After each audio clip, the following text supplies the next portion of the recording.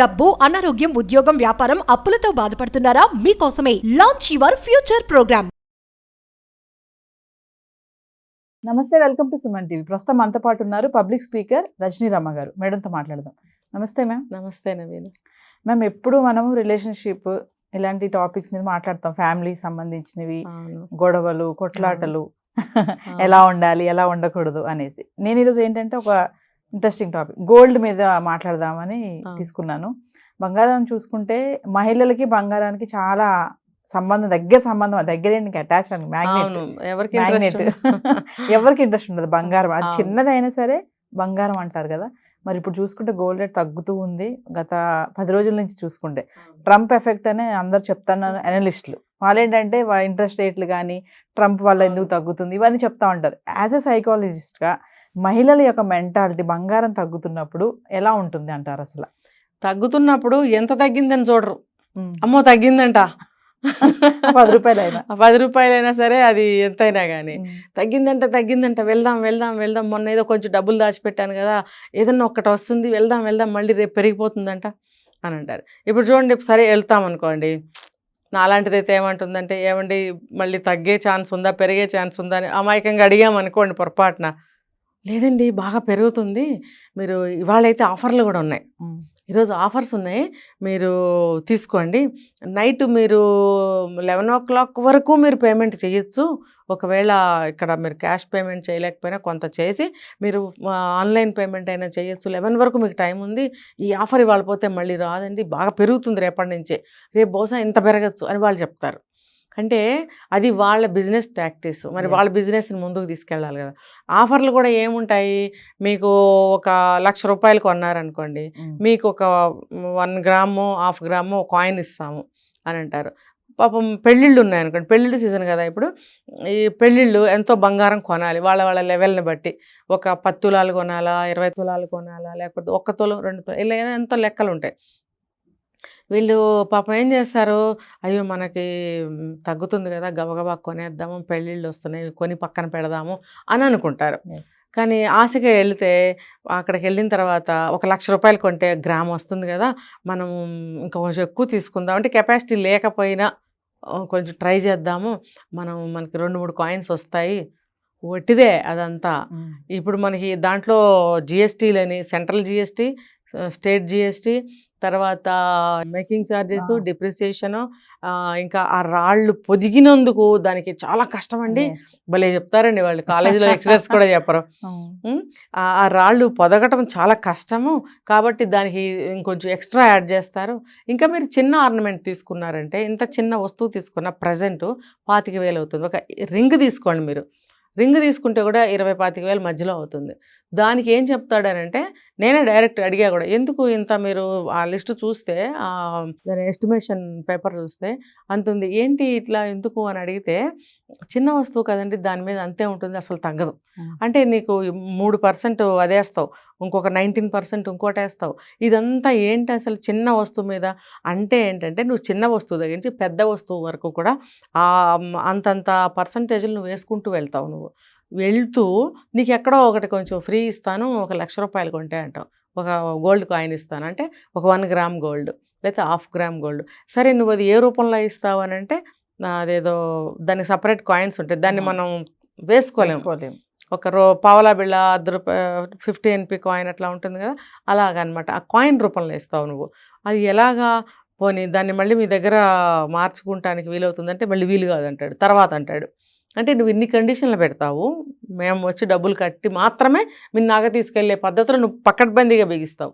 అంటే పాపం సామాన్య ప్రజలకు చాలా మందికి ఇంత లోతు తెలియదు, తగ్గిందని చెప్పి వెళ్ళిపోతారు గోల్డ్ షాప్కి. ఆ కాయిన్ అంటాడు, ఆ కాయిన్ నీకు ఇప్పట్లో ఎప్పుడు ఉపయోగపడదు. దానికన్నా కొంతమంది డబ్బు దాచి ఒక డైరెక్ట్గా ముద్ద బంగారం, బిస్కెట్ గోల్డ్ వస్తుంది అది కొనుక్కుంటున్నారు. కొంతమంది ఏమో బంగారం రేటు పెరిగినప్పుడు పాత బంగారం అమ్ముకుంటారు, మళ్ళీ బంగారం తగ్గినప్పుడు కొత్త ఆర్నమెంట్ కొందామని ఆశతో పాపం కొంతమంది అలా చేస్తారు. ఎలా చేసినప్పటికీ కూడా ఇది ఏంటంటే మోబుల్ ప్రాపర్టీ అంటా నేనైతే. ఇది స్థిరాస్తి కాదు, బంగారం అనేది చరాస్తి, దాన్ని ఎప్పుడు పెరుగుతూ తగ్గుతూ అలా ఉంటూ ఉంటుంది. కాబట్టి దానికంటే మనం ఇంకో విధంగా ఏంటంటే భూముల మీద అలాంటి ఇన్వెస్ట్మెంట్ చేసుకుంటే బాగుంటుంది. కానీ ఈ మన ఆచార సాంప్రదాయాలు, పెళ్ళిళ్ళు అంటే చాలు బంగారమే, ఆ సాంప్రదాయాలు ఉన్నంత వరకు ఇవి కొనటం తప్పదు. ఇప్పుడు మరి పెళ్లిళ్ళ సీజన్ కదా మేడం, అదే. తగ్గుతూ ఉంది కదా గోల్డ్. ఎంత తగ్గినా కూడా తగ్గిన శాతం తక్కువ, పెరిగిన శాతమే ఎక్కువ. ఇప్పుడు అంత గ్రాడ్యువల్గా ఎంత ఎంత ఎక్కువ పెరిగిందో చూడండి ఈ మధ్యకాలంలో. అది తగ్గింది అంటే ఎంత తగ్గి ఉంటుంది? ఇప్పుడు 40,000 50,000 ఉన్నది, ఇప్పుడు దగ్గర దగ్గర 80,000 వరకు వెళ్ళిపోతుంది. 24 క్యారెట్. 22 అయితే కూడా 73 76 అట్లా వెళ్ళిపోయింది. మరి పెరిగిన శాతం ఎక్కువ కదా. మరి పాప వీళ్ళు ఎంత కష్టపడి ఎంత డబ్బు దాచి తీసుకొస్తే నువ్వు 1 తులం బంగారం కొనగలుగుతావు? మళ్ళీ ఆ తులం బంగారం 10 గ్రాముల ఆర్నమెంట్ కొంటే దాని మీద నీకు ఫర్ ఎగ్జాంపుల్ 75,000 తులం బంగారం, నువ్వు 1 తులం బంగారంలో ఒక వస్తువు తీసుకుంటే నీకు దగ్గర దగ్గర ₹1,00,000 చేస్తాడు. మరి అదంతా లాసే కదా. అంటే కొనేవాళ్ళు కూడా ఆలోచించుకోవాలి. మనం ఏంటంటే పూజలన్నా లేకపోతే పెళ్ళిళ్ళన్నా ముందు బంగారం మీద ఆడవాళ్ళకి, నాకు కూడా ఇంట్రెస్టే, అందరికి ఇంట్రెస్ట్ లేని వాళ్ళు అంటూ ఎవ్వరు ఉండరు. కాబట్టి దాన్ని మనం చూసి మనం ఎంత అవసరమైతేనో ఆర్నమెంట్ తయారు చేయించుకొని పెట్టుకోవాలి. కానీ ఫ్రీక్వెంట్గా బంగారాలు కొనడానికి షాపులు ఎమ్మట వెళ్ళకూడదని నా ఓన్ ఎక్స్పీరియన్స్. ఎందుకంటే ఎప్పటికప్పుడు పెరగటమే, కానీ ఎప్పుడన్నా ఇవాళ 80,000 ఉందనుకోండి, సడన్గా నీకు 20,000కి బంగారం రానే రాదు. ఏదో ఒక 1,000-2,000 తగ్గుతుంది. అంటే పెరిగిన శాతం ఎంత ఉంది? ఈ ఇంత అమౌంట్ తీసుకెళ్ళి నువ్వు గోల్డ్లో పెట్టేసావు అంటే అది ఎప్పటికీ అది మూవబుల్ ప్రాపర్టీయే. ఆ డబ్బుతో నువ్వు పిల్లల చదువులు కానీ ఇంకోటి కానీ చూసుకోవచ్చు కూడా.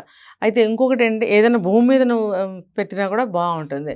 అందుకని అవసరాన్ని బట్టి మాత్రమే గోల్డ్ కొనుక్కోమని నా సజెషన్. ఇప్పుడు పెళ్ళి ఉంది, ఎప్పటి నుంచో డబ్బు దాస్తున్నావు, ఒక్కసారిగా వెళ్ళి ఖర్చు పెట్టినా నువ్వు అనుకున్నంత బంగారం రాదు.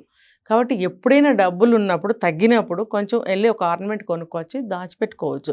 అది ఎంత కావాలో అంతే పెట్టండి. మీ మార్జిన్ దాటిపోయి ఇష్టం వచ్చినట్టు గోల్డ్ కొనుక్కొని దాన్ని కొంతమంది అప్పు చేసి, నేను విన్నాను ఎక్కడంటే, ఏదో ఒక బంగారం తీసుకెళ్ళి తాకట్లో పెడితే ₹1,00,000 వచ్చినాయి. ఆ ₹1,00,000 తీసుకొచ్చి ఇక్కడ వేరే ఐటమ్ ఏదో కొని మళ్ళీ దాన్ని ఎక్కడైతే తాకట్టు పెట్టారో దాన్ని వడ్డీ కట్టుకుంటూ విడిపించుకోవడం. అదేంటి, అదేం పద్ధతి అని అంటే, మన దగ్గర క్యాష్ ఎప్పుడు ఉంటూనే ఉంటుంది, గోల్డ్ కొనేంత ఉండదు కదా. కాబట్టి ఈ డబ్బులు తీసుకెళ్ళి దాని మీద తీరుస్తూ ఉంటే అది వచ్చేస్తుంది ఆ వస్తువు కొద్ది రోజులకి. ప్రస్తుతం మనకు ఆ వస్తువు అవసరం లేదు కదా అని కూడా చెప్తున్నారు. మరి ఎవరి తెలివితేటల మీద వాళ్ళకి ఆధారపడి ఉంది. మనం ఇది కరెక్ట్ ఇది తప్పు అని మనం చెప్పలేము, ఎందుకంటే అది వాళ్ళ ఎక్స్పీరియన్స్. కాబట్టి ఏది ఏమైనా సరే విపరీతంగా మాత్రం ఇన్వెస్ట్మెంట్ చేసుకోకండి. ముందు రోజుల్లో అసలు గోల్డ్ ఇంకా 1,00,000 కాదు, ఇంకా 5-6 ఏళ్ళ తర్వాత 1,00,000 కంటే పైనే పెరిగింది అనుకోండి. ఇలా పెరిగిన కొద్దీ మన తాహత ఎంత ఉంటుంది, మన సంపాదన ఎంత ఉంటుంది, లక్షలు పెట్టి కొనగలమా? కాబట్టి మీకు కొంతవరకు ఒక 10 తులాలు కావాలి మీ లైఫ్కి, అంతవరకు సంపాదించుకుని పెట్టుకోండి. మిగిలిన డబ్బుని గోల్డ్ మీద ఎందుకండి అంటే కొంతమంది ఇన్వెస్ట్ చేస్తారు, ఇన్ ఫ్యూచర్ బాగుంటుంది, ఓకే అది కరెక్టే, నేను కాదన్నా. కానీ ఈ కొన్ని కేటగిరీస్ ఉంటాయి, వాళ్ళు అంత డబ్బు గల వాళ్ళు అయి ఉండరు. వాళ్ళు ఎప్పుడు అలా పెడుతూ ఉంటే వాళ్ళ రియల్ లైఫ్, రెగ్యులర్ లైఫ్ అనేది చాలా డిస్టర్బ్ అవుతుంది. కాబట్టి బంగారానికి ఎక్కువగా మోజులో పడకూడదు. మనకి ఉన్నవాళ్ళు ఓకే కొనుక్కుంటారు, అందరూ అలా ఉండరు కదా. అందుకని నేను సజెషన్ చేస్తున్నాను. కొంతమంది భార్యలు ఉంటారు కదా మేడం, బంగారం తగ్గిందని చెప్పి భర్తలను విసిగిస్తారు కదా, ఉంటారు, మనమే చెప్పుకుందాం. ఖచ్చితంగా కొనాలి, మరి బంగారం తగ్గింది కదా నాకు కొంచెం అన్న కొను అని చెప్పి కొంచెం ఇబ్బంది పెడతా ఉంటారు కదా. అలాంటి వాళ్ళు ఉన్నారు, లేరని మనం అనడానికి లేదు. అలాంటప్పుడు ఏ రింగో చిన్న ఐటమ్స్ కొనుక్కోవడానికి తృప్తి పడాలి. పెద్ద పెద్ద వస్తువులు కొనాలంటే అంత డబ్బు వాళ్ళ స్థితిగతులను బట్టి నేను చెప్తున్నా. ఆయన దగ్గర కూడా ఉండాలి కదా. భార్య హింస పెట్టి గొడవ చేసి ఏడ్చి అలిగినంత మాత్రం లేనిది ఆయన తేలేడు. అప్పుడు ఏమవుతుంది, గొడవలు వస్తాయి, అవి ఎంత దూరమైనా వెళ్తాయి. కొంతమంది అప్పు చేసి కూడా కొంటారు, అదే కదా ఇప్పుడు నేను ఇందాక చెప్పింది. అలా అది కూడా తప్పే. మరి అప్పు తీర్చాలంటే తాహతుంటే ఓకే, నీ తెలివితేటల మీద ఆధారపడింది, లేదనుకో అప్పుడు ఏమవుతుంది, గొడవలు ఇంట్లో, అప్పులు తీర్చలేక ఏవేవో జరుగుతున్నాయి. అందుకని అంత అత్యాస వద్దు. మనకి ఎంత గోల్డ్ కొంచెం కావాలి, పెళ్ళికి కావాలి, లేకపోతే లైఫ్ టైం నేను కూడా ఏదైనా కొంచెం వేసుకోవాలి అని అంటే కొంతవరకు కొనుక్కొని దాంతో తృప్తిపడి ఆగిపోవాలి. ఎందుకంటే ముందు బంగారం ఎవరో తప్ప కొనలేని స్థితికి కూడా రావచ్చు. ఎంత తగ్గిన శాతం అనేది ఎంత ఉంది, చాలా తక్కువ. పెరిగిన శాతం చాలా ఎక్కువ.